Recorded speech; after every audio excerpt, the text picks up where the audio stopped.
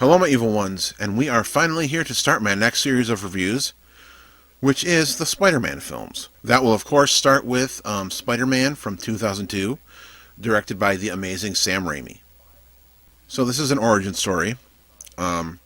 Spider-Man, aka Peter Parker, or Peter Parker aka Spider-Man, later on anyway, gets bitten by a genetically engineered spider instead of a radioactive spider in this movie, and it's pretty cool. The actual spider is pretty neat looking.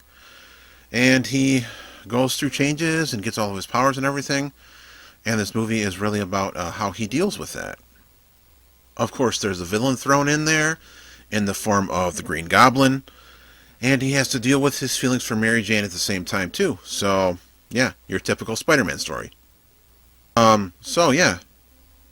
Sam Raimi directed this, which, as you know, he's known for the Evil Dead series, the trilogy, the Evil Dead trilogy, as well as, stuff like, well, not back then, but now he's known for, like, Drag Me to Hell, and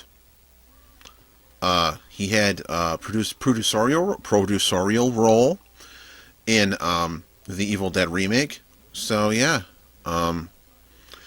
he's an awesome guy. I really think he's cool, because he is also from Michigan like me. So, Sam Raimi, very cool guy. So, the plot and the story of this. Basically, Peter Parker, becomes Spider-Man. And Norman Osborn is developing a technology to, like, enhance people. And he ends up using it on himself. And that turns him into the Green Goblin. And he thinks that him and Spider-Man are, like, the same, but they're actually not, because he's a crazy wacko villain, and Spider-Man isn't. He's a superhero. He tries to get him to see his side, but, in the wrong way. But yeah, overall, the story is pretty awesome. I think Green Goblin is a great villain. I've been a fan of him for a very long time. I really liked his portrayal in the animated series, the 90s animated series. And yeah, he's a pretty damn good Spider-Man villain. And of course, Spider-Man, being my absolute favorite Marvel superhero, is awesome. He's very funny. He's lighthearted, and, well, not all the time. He does deal with some serious stuff, but most of the time he's, with the quips and the little, remarks and stuff while he's fighting criminals, and I've always liked that.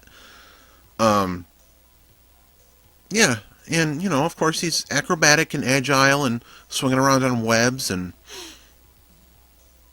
he's awesome.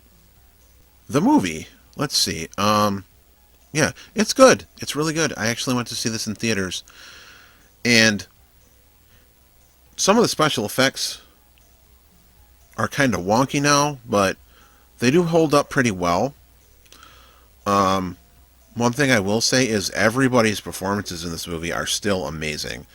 Like, Tobey Maguire as Peter Parker and Spider-Man, and Kirsten Dunst as Mary Jane, Willem Dafoe as Green Goblin, and James Franco as Harry Osborn, Norman Osborn, aka Green Goblin's son, and everything. Everyone's performances are just amazing.